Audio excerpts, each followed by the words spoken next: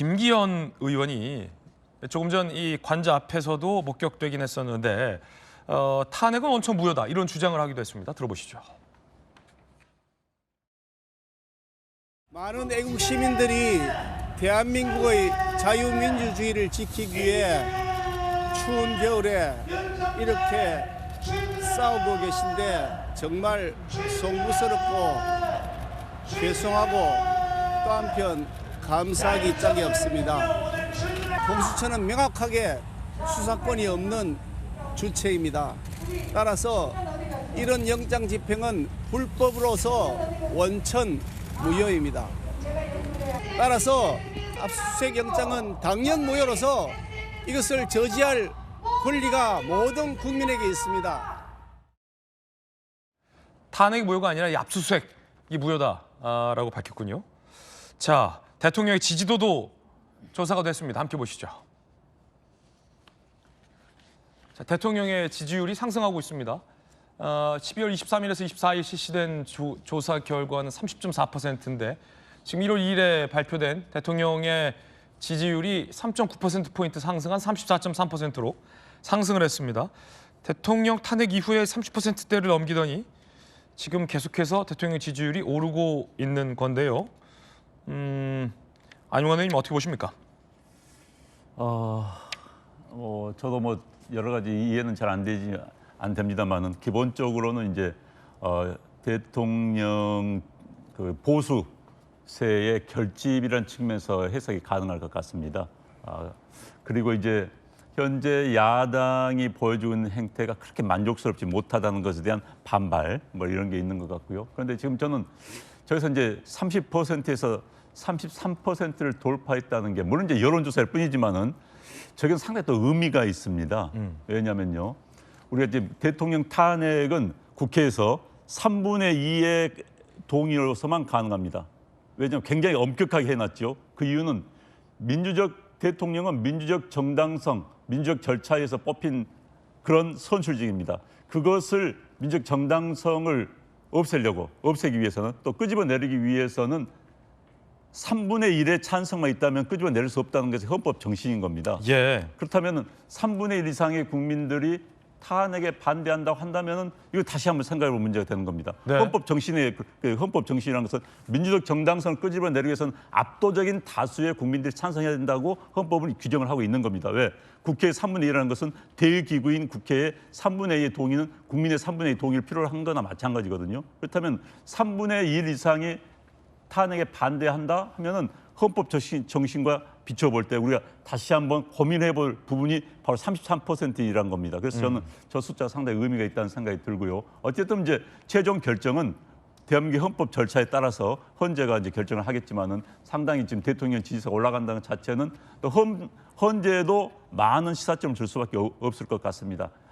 특히 이제 야당에서 저는 자꾸 지금 이런 모든 게 여야 간의 정치 싸움으로 빚어지다 보니까는 각 그 정치 세력들 또 지지 집단들이 결집을 하는 모습을 보이고 있거든요. 이게 또 정치 양극단으로 비춰지고 있고 또 그렇게 가고 있습니다.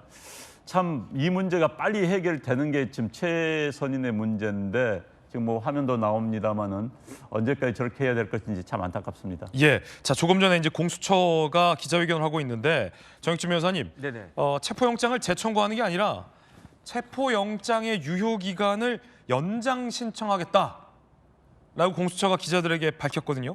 7일 이상 필요한 경우 판사의 허가를 받을 수 있다. 그래서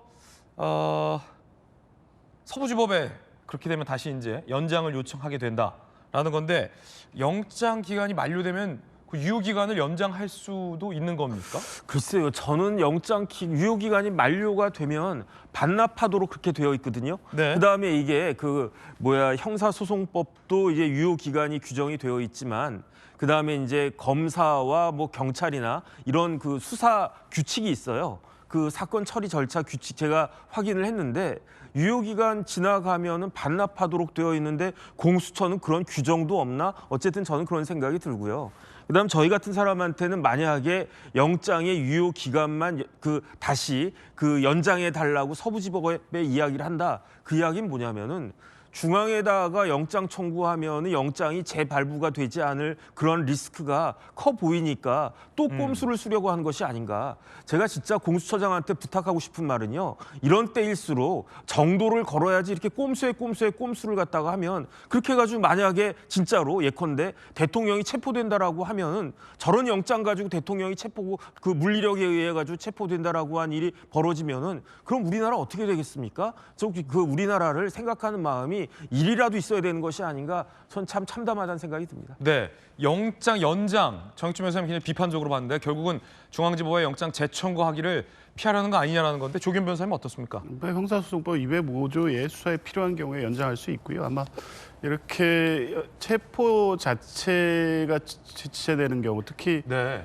피의자, 수사 대상인 피의자의 거부로 이 수사 대상이 거부하는 경우에 수사의 필요성에 의해서 10일 내에서 법원이 판단할 수 있고 아마 그 조항을 적용하겠다는 것으로 보입니다. 그렇군요. 그러면 궁금한 것이 공수처가 지금 이 정상적으로 발부된 유효 기간 안에 오늘까지 체포를 좀 못했잖아요. 예. 계속해서 공수처가 이제 수사권을 갖고 있으면서 체포를 더 잘하는 이른바 이제 경찰에게 체포 업무만 소위 하청하듯 이제 이름을 한 건데 영장을 연장하면 뭐가 좀 달라집니까? 경호처가 뭐 경호를 더하면 더하지 네. 덜하진 않을 것이고 공수처는 여전히 수사 권한을 쥐고 있는 상태에서 어차피 공수처와 경찰이 같이 체포영장에 들어간 건데 체포 권한만 이 경찰에게 이름한다라고 해서 상황이 달라지냐는 거죠. 인데 1차 집행 때 현장 판단에 있어서는 공수처 검사의 적극적 지휘를 받았던 것으로 보입니다. 그러니까 현행범인 체포를 하려고 했을 때에도 공수처가 막으니까 못한 거 아닙니까? 네.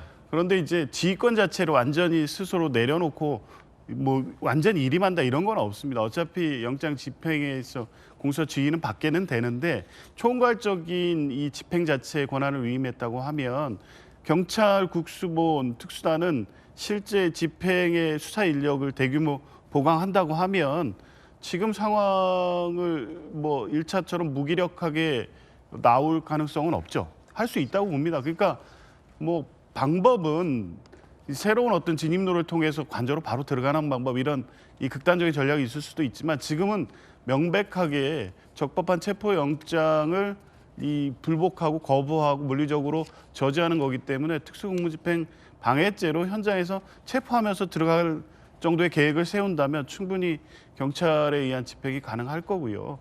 다시 한번 말씀드리지만 체포영장의 발부 자체의 불법 무효라는 걸 아까 김기현 의원께서 주장하는데 그러면 이에 대한 이의 신청, 이 자체도 적법한 절차는 아닙니다만 친절하게도 서부지법은 또 다른 부장판사 그 판단을 하나하나 다 했습니다. 네. 그분은 우리법 연구회 출신 아닙니다. 자, 관할에 문제 없다고 했고요. 말씀하실 때마다 우리 법인지 아닌지 안 밝히셔도 됩니다. 그 얘기를 하도 강조하시니까 네. 그 관할의 위반 전혀 문제 없다고 했고요. 형사법 110조, 111조를 기재한 것은 적용 예에 당연히 해당되기 때문에 확인 차원에서 기재 아무 문제가 없다고 했고요. 공수처의 내란죄에 대한 수사권도 직권남용에서 수사해서 관련 범죄로 내란죄를 수사하는 것이 위법이 아니라고 정확하게 판단했습니다. 법원이 두 차례 이렇게 판단했다면 이에 대해서 불법 무효라고 주장할 수 있겠습니까? 그러면 지금 거기 계신 의원님들은 불법 무효 주장을 끝까지 하실 거면 만약에 경찰이 집행에 나선다고 하면 끝까지 저항하셔서 이 부분을 만약 체포되더라도 다툴 각오가 있으시다면 끝까지 한번 저지해보시라고 말씀드리고 싶습니다. 네. 이 현장의 상황 그리고 지금 현장에서 하고 있는 행위들은 하나하나 기록되고 기재될 거고요. 이 부분에 대한 법적 책임까지 각오하셔야 될 것으로 봅니다. 네, 정익준 변호사님. 그런데 제가 지금 형사소송 규칙 찾아보고 있는데요. 96조의 4를 보면 검사는 체포영장의 유효 기간을 연장할 필요가 있다고 인정하는 때에는 그 사유를 소명해서 다시 체포영장을 청구하여야 한다 이렇게 되어 있습니다. 그러니까 이미 유효기간이 오늘로 끝나는 영장을 다시 기간만 연장해달라 이렇게 하는 건 제가 봤을 때 불가능하고요. 새로 체포영장을 청구해야 되는 것으로 전 이해하고 있거든요. 그 사유를 갖다 소명해가지고 그런데 이번에도 서부에다가 할지 아니면 그 이전에 늘 그래왔던 것처럼 중앙에다가 할지 한번 지켜보겠습니다. 공수처가 지금 백브리핑하고 있는데 서부에 하겠다라고 밝혔어요. 서부지법. 그러니까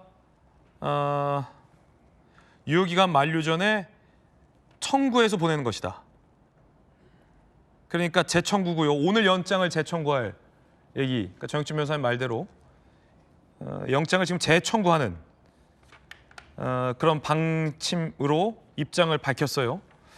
그러면서 역시나 서부지법 쪽에 영장을 다시 신청할 것으로 지금 보는데 정익준 변호사님. 네네. 네, 그 부분 지금 뉴스가 나왔어요. 아니 자기들이 영장 집행도 못 해가지고 경찰에다가 이거를 위임한다라고 넘겨준다라고 하면서 왜 영장은 꼭 자기들이 청구해야 되는지 전 진짜 희한하다는 생각이 들고요. 그 다음에 조금 전에 조기현 변호사님이 대통령이 형사소추받지 않는데 수사할 수 있다 이렇게 이야기하고 있는데 그거는 잘못된 해석이라고 저는 생각을 하거든요. 만약에 대통령이 내란죄와 외환죄 말고는 형사소추가 안 됨에도 불구하고 수사의 대상이 될 수 있다라고 하면 그럼 검찰 경찰이 늘 불러가지고 대통령 불러가지고 이번 그 결정한 건 직권남용죄니까 수사받으세요. 이번 한 건 또 직권남용죄니까 또 수사받으세요. 1년 내내 그렇게 할 겁니까? 그러니까 소추가 된다라고 하는 것은 수사의 대상 자체가 되지 않는다라고 저는 해석할 수밖에 없는데 그럼에도 불구하고 자꾸 이런 식으로 영장을 남발하려고 하는 이유를 전 이해가 되지가 않습니다. 예, 두 분의 의견 지금 전해드리고 있는데